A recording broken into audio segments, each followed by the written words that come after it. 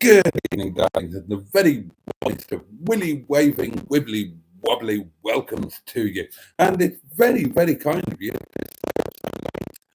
to and to join me where we are going to see Friday, and we're going to see yes, the weekend is really here. All of the normal rules apply. I want to know how your day has been. I definitely need to know what you've been eating, and do feel free to go into it as you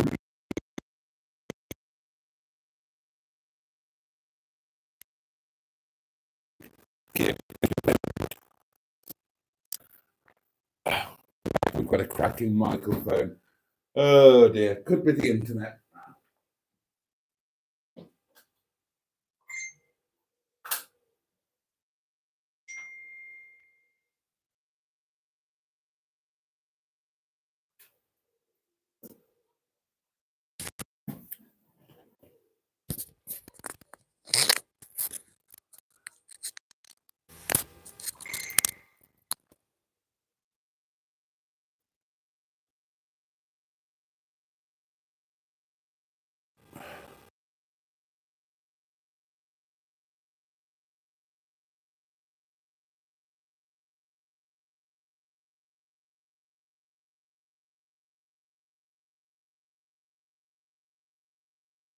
Any better?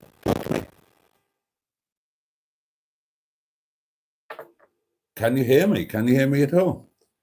Let's have a look at this end. Make sure that everything is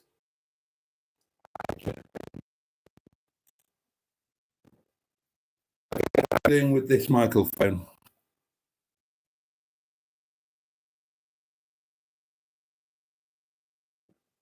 Right, is nobody hearing me?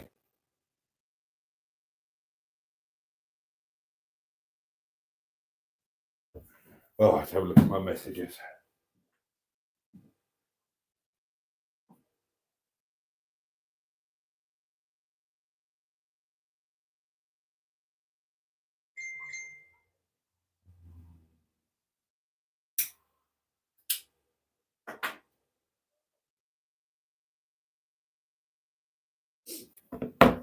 Okay, are we sounding better now?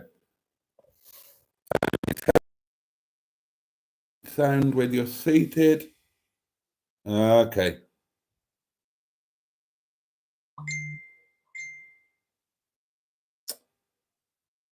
Right. Right. No. Yeah. Not a clue. Okay. Well, let's do an unplug and plug back in.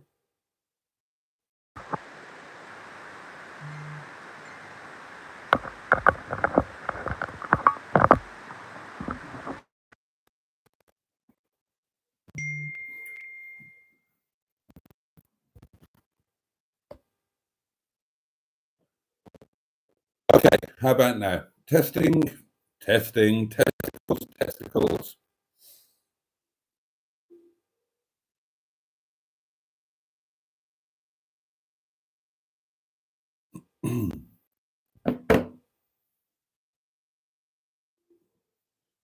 Let me know if I'm sounding better. Let me know if I still sound shit. Let me know if the mic is working. I'd be very grateful. Thank you for that. Which doesn't rhyme with it. Stop fiddling with me. That hurt my ears. Right, are you hearing me, guys?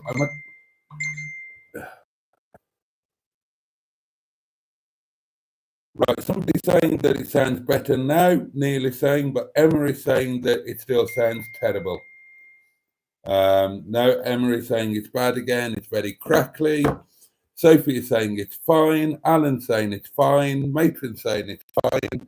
Emma's saying it's terrible.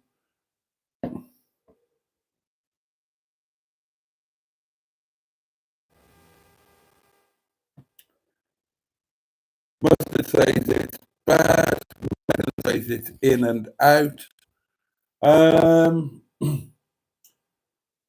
Oh, right. I'm going to have to assume that it's the internet. I've done a microphone swap.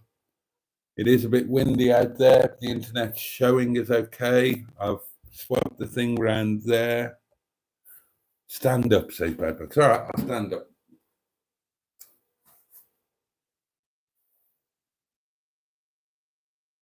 It's crackling, but not all the time.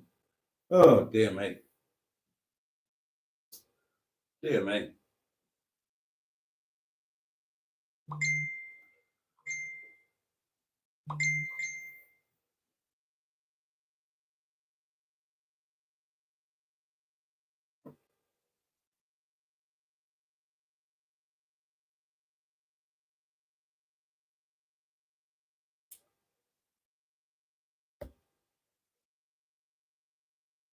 Right, apparently it's okay when I stand up. I can't write without a mic because then I'm going to have to project. Oh, I can't sit down. Then I'd have to project, and it's late at night and the neighbours.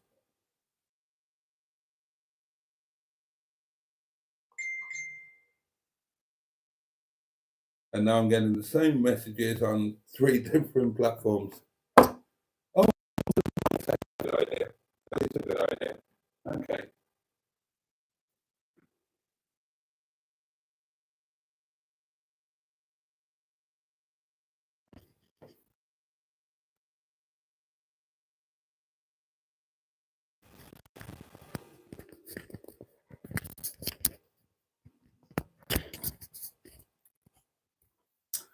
Okay, right. How's that? How's that with the old microphone moved? Crackly again, says Barry, but these are going to be delayed a bit, aren't they? Peter P says good. Oh, God. I need a drink. Right, apparently we're okay now. Right, well, hallelujah, praise the Lord.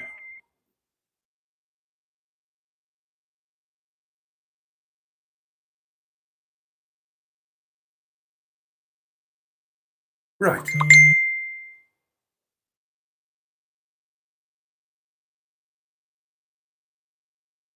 Okay, right. Well, we'll give it a go at that then, shall we? And we'll start again.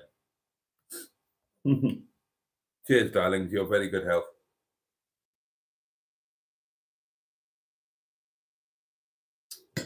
I mean, to be fair, now, you know how I know most of you watch Captain Mustard, Project Nigel. Look at how many microphones Mustard gets through. He gets through about 2 a week, and they never work all the way through. Oh, oh, oh, oh, this is. Oh, I tell you what, that's a good one. Oh, oh, that's very nice indeed. Yeah, Mustard's microphones never last through an entire video. They're always running out or breaking down or whatever. These microphones here, I must have had these over a year. They were like 12 quid or something off eBay. So, oh God, that's a corker. God, these just get better. Oh, that's lovely. Whoa.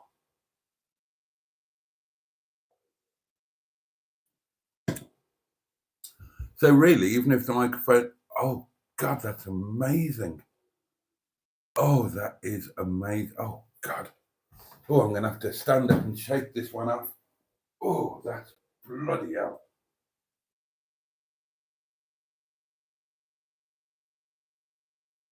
Oh, there we are.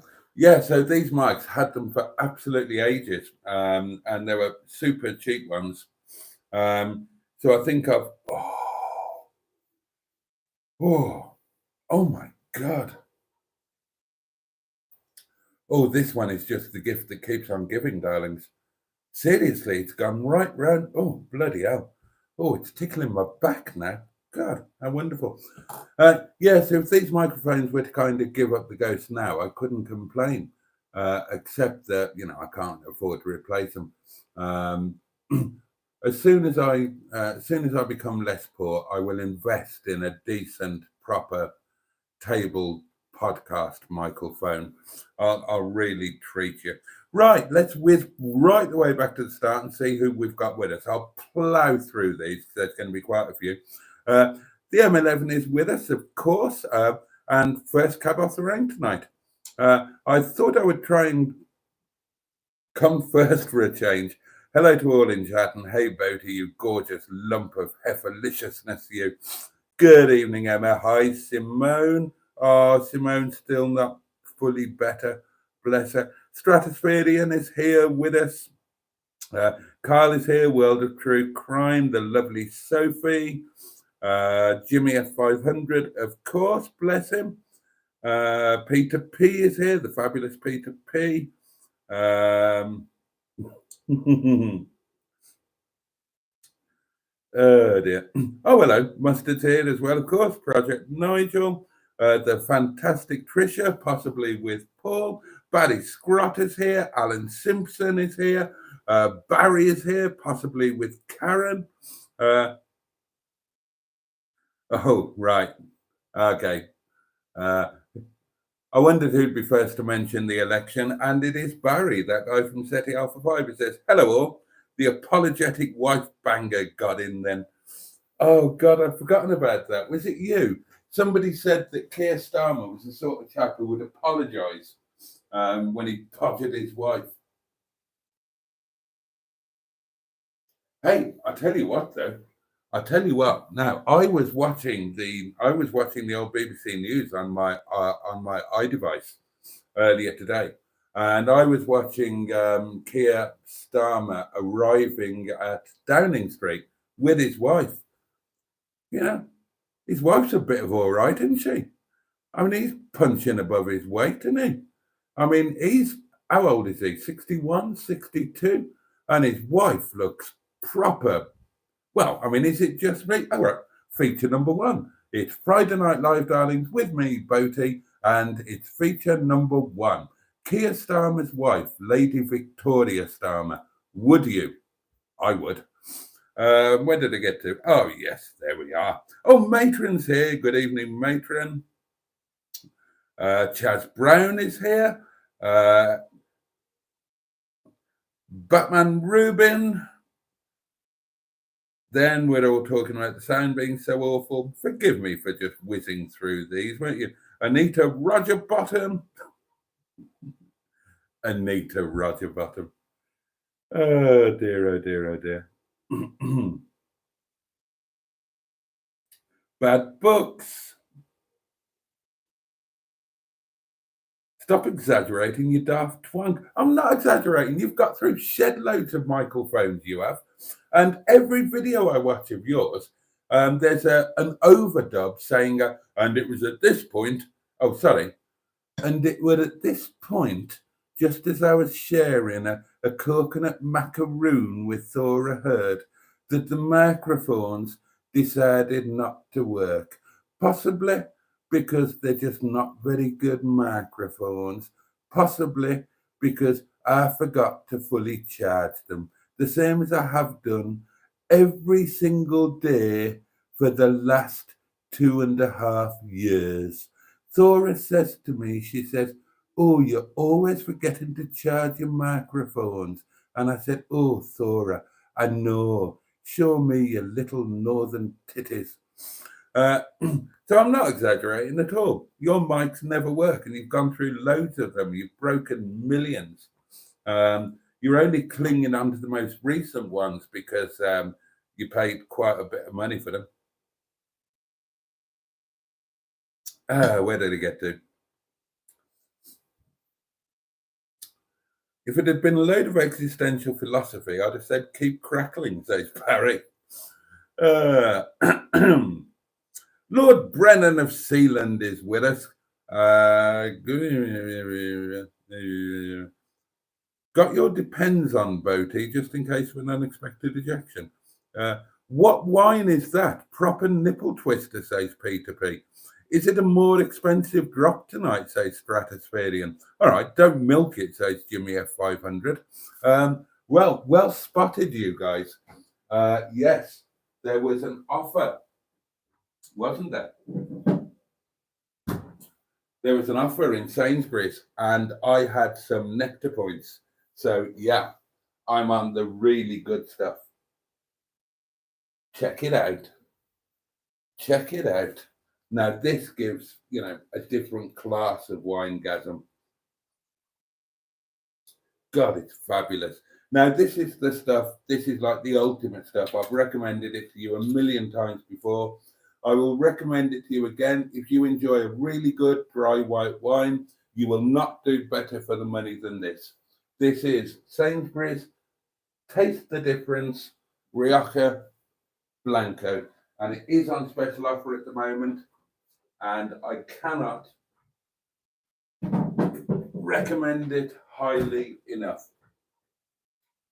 It's absolutely superb stuff.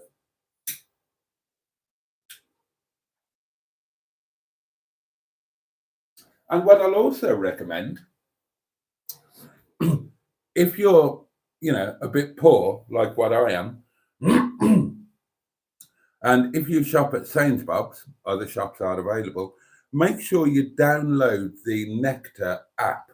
Now, I know you're all going to say, oh, it's just a way of tracking you, knowing what you're buying, blah, blah, blah, big brother. And there's, there is some truth in that. I'm not going to deny it. But, I don't really have a private life anyway, do I? Because everything I do, I put it on bloody social media here on YouTube.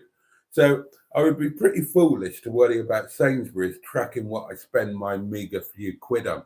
But the point is, if you download the Nectar app, then every week you get special offers just for you on the stuff that you buy often, where you can get it, it'll be a little bit cheaper for you. And you get bonus nectar points, again, on things that you tend to buy most of the time. So download the app and don't buy anything just for the sake of it. Don't buy anything that you wouldn't buy anyway, but try and buy the things when they're on an offer. So, for example, I bought some basic stuff the other night.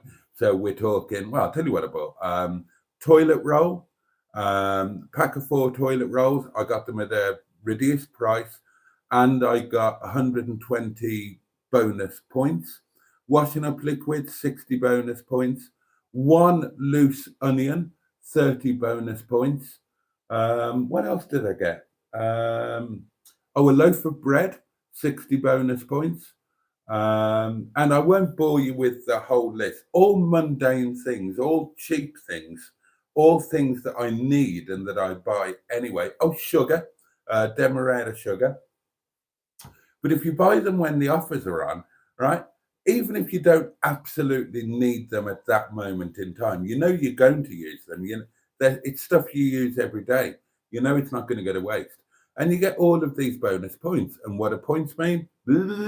Prizes. Marvellous. What a lovely audience. So much better than last week. So thanks to doing all of those, one shop where I think I told you on the live stream, I spent £8 something in Sainsbury's last night or the night before last, whenever it was. And that £8 got me 670 bonus nectar points. Well, that was enough, allied to the special wine being on special offer. That was more than enough to make this amazing wine cheaper than that semi-dreadful Italian little plunk. So it's worth doing, darlings. It is worth doing. I know some of you are better placed than me financially and you don't need to worry about these things, but for those for those of you in my situation, well worth doing. How are you, Boaty, and how's your day been? Asked the lovely Sophie. My day has been unremarkable, but not unpleasant. Just that really. I'm spending a lot of time at the moment playing with the new edit suite. I really am starting to get my head around it, to the point where I discovered today, now you'll be really proud of me for this, I know you will. Do you remember me telling you that on the new edit suite, there was a fairly basic function that my free iMovie thing would do that the new one wouldn't do? And I told you I went on the internet and everybody said, no, there's no way that you can do this. What I do is I just run it through iMovie afterwards to add it. Well, the thing that I was talking about was a simple fade in and fade out, not of individual clips, but of the video as a whole. So in other words, the video starts, it doesn't go straight in, it starts with a quick fade from black, and then at the end it fades out to black. Now on iMovie, that's just two simple buttons to press. Fade in, press that, fade out, press that. On my posh one, LumaFusion, that's not a thing. And I went online and everybody's saying, yeah, it's ridiculous. This is a professional edit suite. You can't do it, blah, blah, blah, blah, blah, blah. Anyway, today I can do it. I found a way to do it, darlings, and it's not difficult. You just wouldn't know if you didn't know. A lot of things in software like this, it's only trial and error and experimentation that's really going to tell you how everything goes and how it works. And the way that you fade in and fade out on the video as an entirety is you can't just press a button like you do on iMovie, but all you've got to do is put one particular transition at the beginning of the film and at the end of the film. Now, because this is all super posh, there are probably about 50 pre-programmed, I've forgotten the word, I've just said it, began with T. Oh, God almighty. What was the word I've just said that begins with T? And the more I think about it now, the more I'm not going to be able to. Oh, not transvision vamp, that's Wendy James. Not transformer, not transsexual. Transition, that's the chap.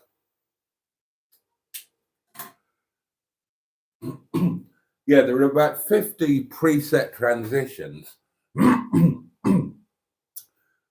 which you can use in between your clips. Now, this is an example of where a professional edit suite like this is a different world to iMovie. Now, in iMovie, and those of you who have YouTube channels and edit your videos, you'll know what I'm talking about.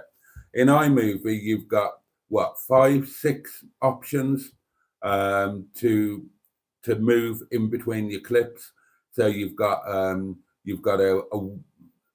1 second fade, a 0.5 second fade, you've got a wipe, you've got a slide, or you've got nothing at all, something like that. Well, on LumaFusion, you've got about 50 presets with all sorts of clever things on them. But then on each one of those, you can go into them and you can completely personalize them and bugger them about. But anyway, one of the very early transitions, one of the more basic ones, is a very simple 1 second fade. And I saw this when I was working through the transitions. I saw this and I thought, I wonder, will that only work when it's topped and tailed by a clip? Or would it work when there's a clip ahead of it, but no clip behind it, i.e. at the start of the video? And then would it work when there's a clip behind it, but not ahead of it, i.e. at the end of the video? So I tried it, and sure enough, it works. So there you go. The internet is wrong, and I'm right. There's a simple way to twiddle in and twiddle out of your fades at the beginning and end of the video. Now, it's taking me a lot longer to put a video together because it's just so much more involved. And the more that you do it, the more you discover about this, that, and the other. But it's fascinating. It's absolutely fascinating. So, feature number 2, what do you guys who make videos, you guys who are content creators, what edit suite do you use? Is it a basic free one? or do any of you use a more advanced one? And now that I'm starting to get to grips with the more advanced one, after spending 2 years, whatever it is, only using the most basic freebie designed for kids available to anybody, I'm well and truly addicted to it now. And and I've barely started to scratch the surface with it, but already I can see the difference that it can make. It's probably not making that difference at the moment because I'm not I'm not yet fully competent with or expert in tweaking the doings, but I'll get there. You can bet I'll get there. It's oh, so I've had a frog in my throat all night tonight. It's not just while I'm doing this. It's so oh god, it's so different. And again, like in iMovie, you can have oh, when it comes to layering um, multiple clips together, it's so limited in what you can do. And in this new one, it's amazing. You can have like 7, 8, 9 clips running together. You can automatically what's the word, synchronize them in terms of speed and time and whatnot. You can play, oh God, it's just amazing. So that's going to, when I really start getting my teeth into that, that's going to give so many opportunities, and even simple things like titles. On iMovie, it's like, oh God, it's like a kid playing with the Commodore VIC-20 in terms of the visual titles that you get up. With this thing, it's bloody amazing. You can do anything. You've got your effective presets, and again with the titles, there's about 50 or 60 to choose from. But each one, you can go into them and you can change every single aspect of them. There's nothing that can't be changed, nothing that can't be tweaked. So when I've actually got time to sit down and really get to grips with this, I should be able to put some amazing things together. Now, that's the good news. The bad news is that I'm still going to be producing the same shit content, the same really awful videos, but they're going to have better production values. So maybe you'll sit there looking at your portable electric device or posh, smart, wall-mounted televisual, and you'll think, well, it's the same old shit, but the production values are simply tremendous. Let's hope so. Right, where are we? I was talking to Sophie, wasn't I? Hope you're doing okay, Soph. Oh, it was you, Barry. I thought it was, yeah. The kind of man who'd apologise to his wife, but I'm that kind of man sometimes. I've been known to issue an apology. Boaty is jealous of Keir's wife, says Jimmy F500. She is a looker. Simone says Vicky is 50. And certainly, I think that's the answer to the question, would you do her? She's in good nick, isn't she? She's in splendid nick. I mean, well, in fairness, we have ladies here. Let's not be sexist about this. Feature 1B. Would you do Keir Starmer? I mean, he's M11. I'll aim this at you, but anybody else can answer it as well. Matron, you as well. Would you do Keir Starmer? I mean, he's in his very early 60s, but you've got to admit he's in good nick, isn't he? It's his voice that would put me off. His voice sounds a bit, I don't know. It's like he always sounds like a boy who's waiting for nanny to come along and sort him out. I'd much rather a Boris type of voice where it's all bollocks and piffle and whatnot, but at least it's confident, arrogant bull piffle and piffle waffle and not a blah, blah, blah, blah, blah, blah, blah, blah. Oh, shut up, Mustard. And don't call me a twat. Whereas Keir Starmer is not like that, is he? He's like, oh, blah, blah, blah. I bet Keir Starmer didn't go to public school. Trust me, when you go to public school, then assuming that you are desirous of avoiding the buggering, then you learn to have a certain way about you.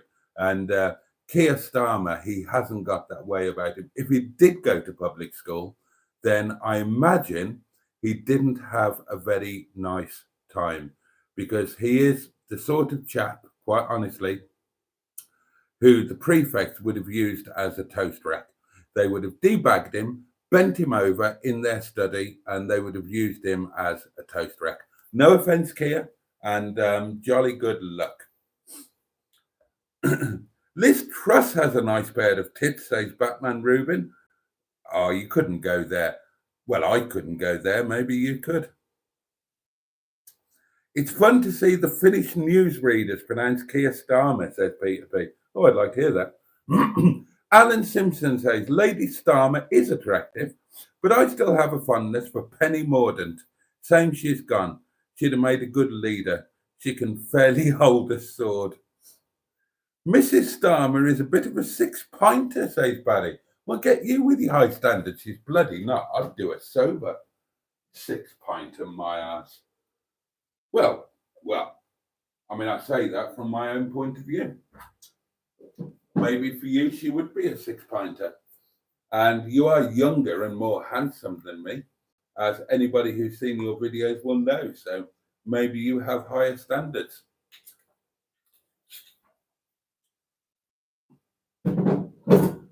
Never mind 6 pints.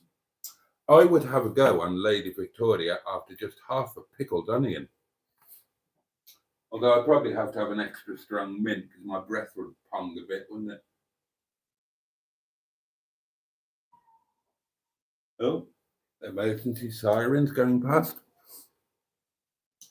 But yeah, Penny Mordaunt, one of the Conservatives who were unseated, along with that Victorian haunted toilet, Jacob Rees-Mogg, who I actually quite like. I've got a soft spot for him. Who else went? What's his face went, didn't he? And Thingamy-Bob. Oh, and Liz Truss, of course. Liz Truss went. That was quite a moment. That was quite a moment. Yes. And Suella Braverman's given it large. She's going to be first in the queue to be new leader. Boaty's election roundup priority. He wouldn't mind pottering the new PM's wife. Well, yes, Bad Brooks. These things are important.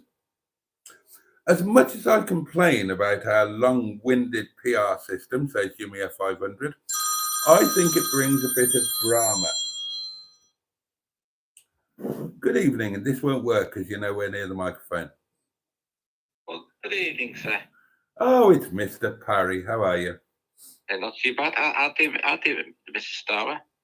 Would you? Oh, yes. Good man. She's a fine-looking woman, isn't she? Fine-looking woman. Yes. In that. Right. I'd also do the Liz Truss as well. I'm afraid I'll do them better once. Oh, that's terrible. Oh, I wouldn't fall off them like you. Yeah, well, I mean, that would be to your credit. But, I couldn't do... Oh, dear. I mean, no, not together, because Liz Truss would put you off Lady V, wouldn't she? Which one would you do first? Well, I think I'd do Liz Truss last. On what grounds? What would be your rationale for that? Well, I think I'd give it the leftovers. Fair enough. Can't argue with that. All right. Good evening. Good evening to you, sir. Bye-bye, Wanker. Bye-bye. As much as I complain about our long-winded PR system, I think it brings a bit of drama to our electoral system. Otherwise, it would be like prematurely Jack. You're not wrong about Keir Starmer's wife, says Mustard. She's too thin for you. Just realised I'm 10 minutes behind, by the way. Oh, and Peter says, Mustard, is that in general or just in the chat? Right, what was I saying? Yeah, there's another discussion to be had. Now, in this election thing that we've just had, I don't know if you realise this, you probably do. It's doing the rounds. Which party got the most votes? I'll give you a clue. It wasn't Labour. Reform. The Reform Party got more votes than any other party. And yet, they've only got 5 seats. Now, you might be grateful for that. Excuse me. I most certainly am. But our first past the post electoral system, it's been in place for a long, long time. And many would say that now, quite frankly, it's no longer fit for purpose. And we really should be turning to some form of proportional representation. What are your views on that? Now, again, for those who don't know, the reason we have a first past the post system is because there was a democratic decision made. It went out to a referendum. But that was quite a long time ago now. And I have a lot of time for the argument that we must move to PR, that first past the post has had its day. Labour had a landslide last night, but they didn't have the largest number of votes by a long way. And you might not realise this. Remember back to 2019 when Labour had the worst election result ever. Remember that? And everybody said they'd be unelectable for the next 120 years. Well, Labour got the same percentage of the vote here for their landslide as they did with Corbyn in 2019. So that's got to be a bit of a messed up system, hasn't it? They get the same percentage of the votes, but they get a landslide win, whereas before they had a landslide defeat. And the reason for that is the way that the votes for the other parties went. So, is that fair? Is it fair that a party who were massively defeated get the same percentage of the votes and have a landslide victory? That doesn't make sense, does it? Not to me, and I don't think to anybody else.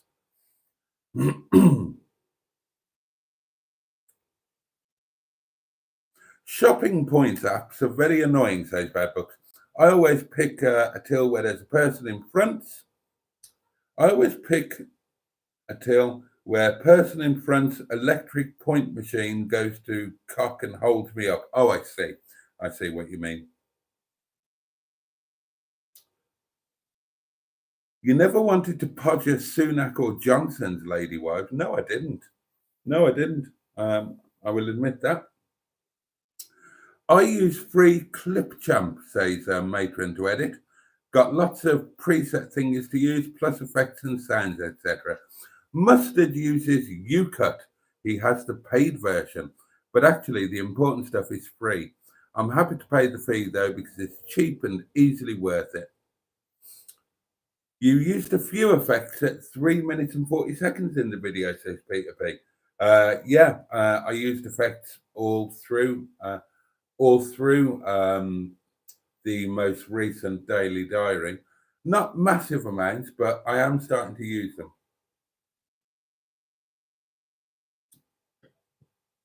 Yes to Kia, says Matron. I bet he's right kinky and he's not a bad looker. But Matron's sister, the M11, says, no, I wouldn't. Keir Starmer. Oh, well, there you are. Well, at least these sisters won't be arguing about it. The M11 can hold Matron's coat while she mounts him and then rides him like a stolen motorcycle.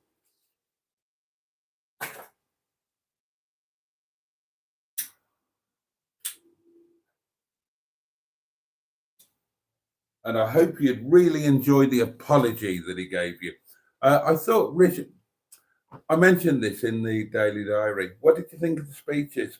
I had a bit of faith re-established today because I thought I thought Rishi Sunak's leaving speech, I thought that was superb.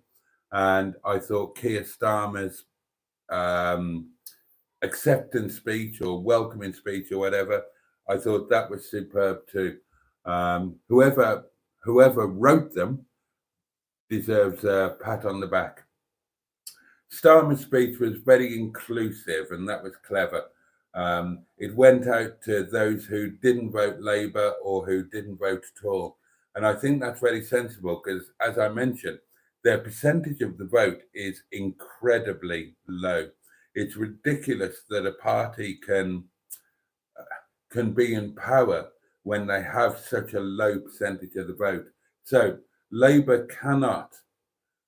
All this talk about the supermajority, forget about it. Forget about it. Because when you actually look at the figures and when you look at the percentage of the vote that they've got and whatnot, Labour cannot take anything for granted. People are already saying that within 9 months, everybody will be massively disenchanted with them and they'll be in the. So they're going to have to, they can't sit on their majority in the House. No way can they do that. They're really going to have to sing for their supper, and they're going to basically Labour were elected because the public wanted to punish the Tories, understandably, and because of the way that the vote split elsewhere. They won't be able to get away with that again. They've got their opportunity, but they're really going to have to show their stuff, and Keir Starmer is going to have to show his stuff, because in terms of public support, they haven't got any wriggle room. They've got nothing to play with. But I think that their tempering of expectation is either very wise and very clever or somewhat worrying.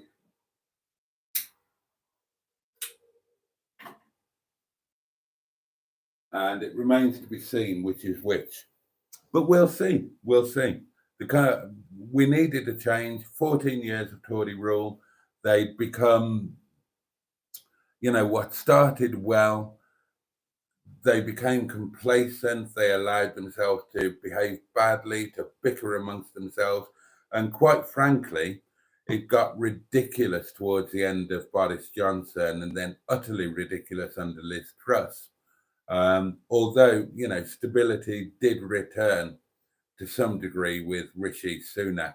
And a friend of mine on Facebook, having watched Rishi Sunak's farewell speech, said that history will judge him a lot more kindly than yesterday did.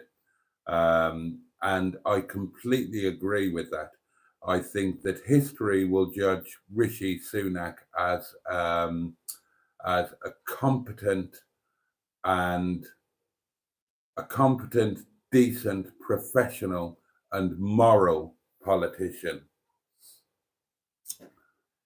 But let's face it, he didn't have a chance. He had to pay the price for his party, basically. And now he already has said that he will stand down, but then, don't feel too sorry for him. He won't have to survive on his wife's income, which is, a meager few £100 million a year. He'll be on the speaking circuit, and he'll be earning millions in his own right as an ex-PM, let alone his own investments and business interests.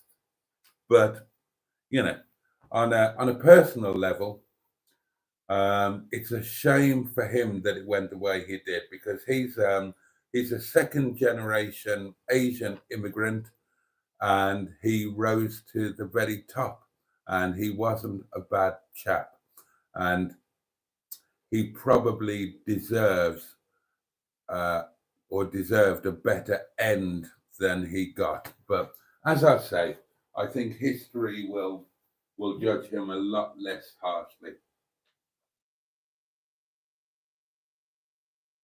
God, some of you will be glad when we stop talking about politics and elections, won't you?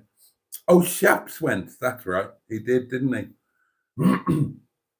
Liz Truss was AWOL for the results this morning. She was hiding in the bug. She was only AWOL for the beginning, and then she did stand on stage, and she was there when the results were read out. Starmer went to grammar school, says Bad Books. Ah, okay. But not boarding school and not public school. Different kettle of halibut, trust me. Have you seen Kia? Have you seen Deliverance? No, I haven't. Oh, glad George Galloway got nowhere, says Mustard. Yeah, of course, that was another story. It's not been much reported that I've seen. Obviously, George Galloway got in as Mustard's MP in a by-election recently, and then he immediately got his arse handed to him in the general election. So that was short and sweet. I've got a soft spot for Mug, says Bad Books. It's the swamp at the bottom of our garden. David Cameron's better half. Oh, matron, says Simone. Ah, Sam Cam, the lovely Samantha. Oh, yes. By all accounts, says Bad Books, the whole Tory party have done Dizzy Lizzy. Is this turning into political snog, marry, avoid? It might be. With Labour in, prepare to have to hug an illegal immigrant while he stabs your oh dear. Bad Book says Labour got more than double the Reform votes. Yeah, no, they didn't. No, they didn't. Reform got more votes than any other party.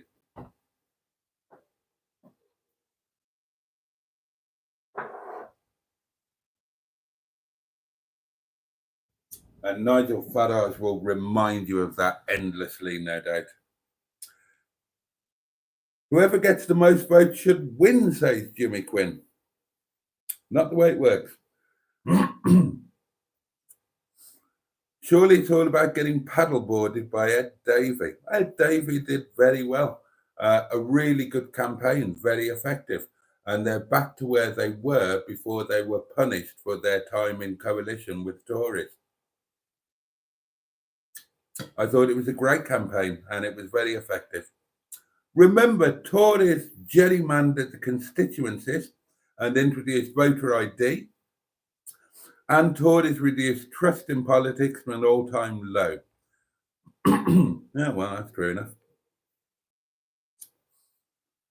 And there were no complaints with first past the post for the 2019 election. Yeah, good point, Bad Books, and that has been picked up by more than one Tory politician.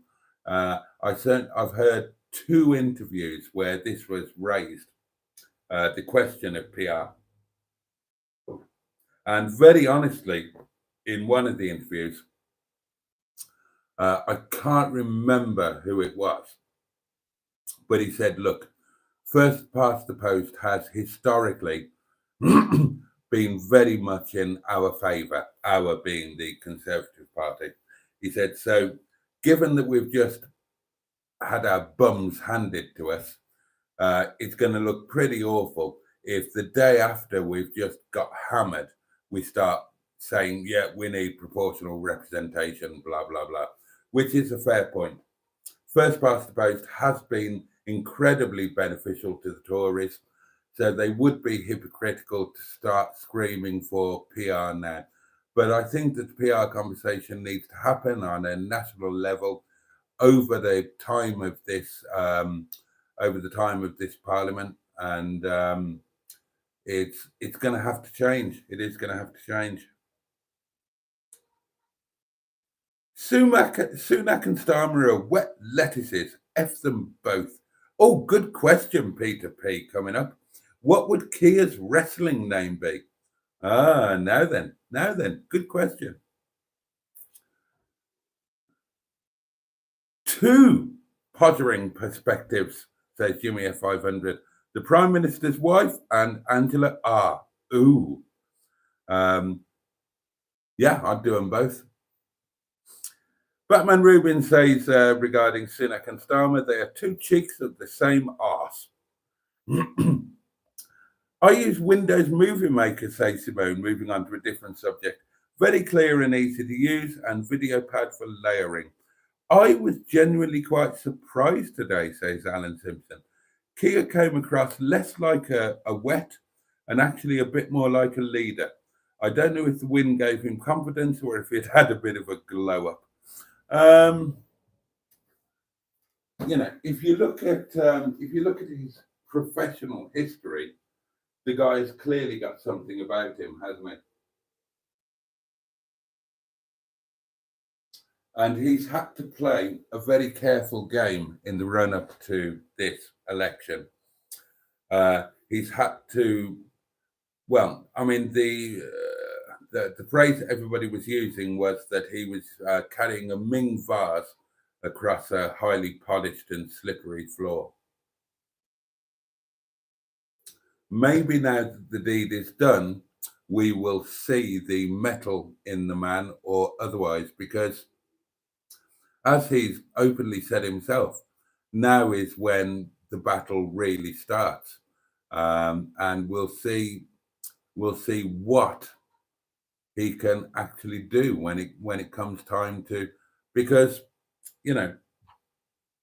it's easy to promise. It's easy to promise. We all do it. When we're going for a job, we say that we will be the best employer they've ever had.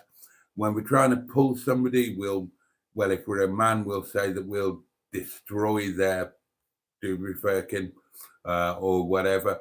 And a lot of the time it's just blather and empty promises. And the same is true when it comes to politics.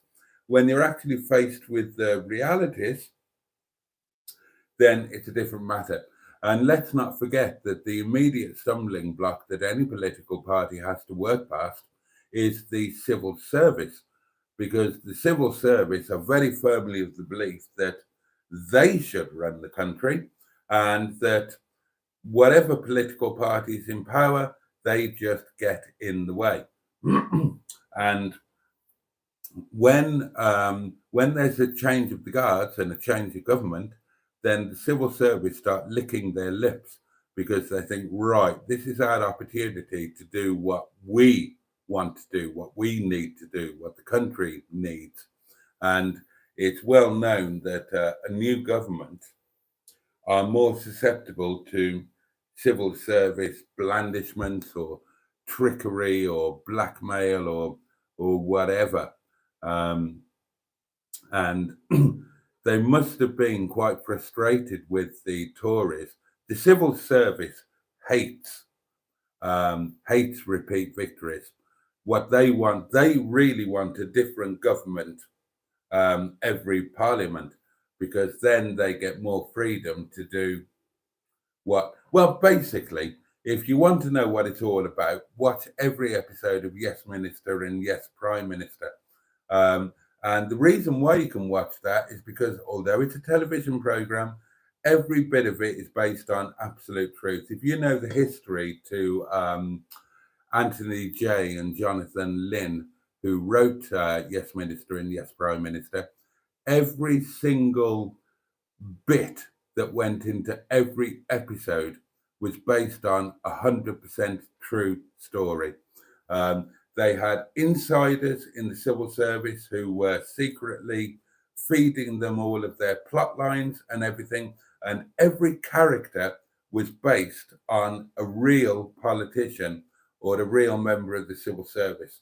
And every situation that came up in every episode was based on a real situation. Now, it would have been embellished for entertainment purposes, of course, but it was all very, very, very, very real.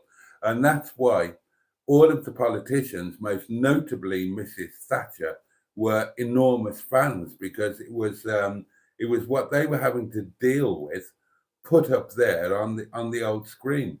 And many politicians actually came out and admitted, yeah, I used to watch it to learn how to deal with my permanent secretary or my principal private secretary or the civil servants in my department,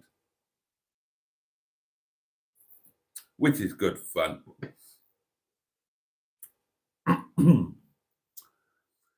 A shame Tories lost most centrist MPs, leaving far-right, swivel-eyed lunatics like Braverman and Bardenach.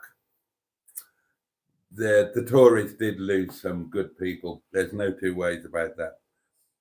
Starmer failed to prosecute Jimmy Savile, says Batman Rubin, and yeah, that's something that's thrown about a lot. It's not as black and white, and it's not as simple as that. You know, the Jimmy Savile thing, that really is going to go down in history, isn't it?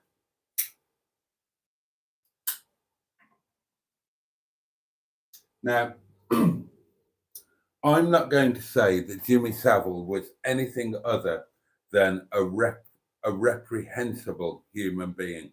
However, sometimes if you put that aside, not that you ever really can, you have to kind of say chapeau and take your hat off to somebody. You know, like the greatest dictators, the greatest mass murderers.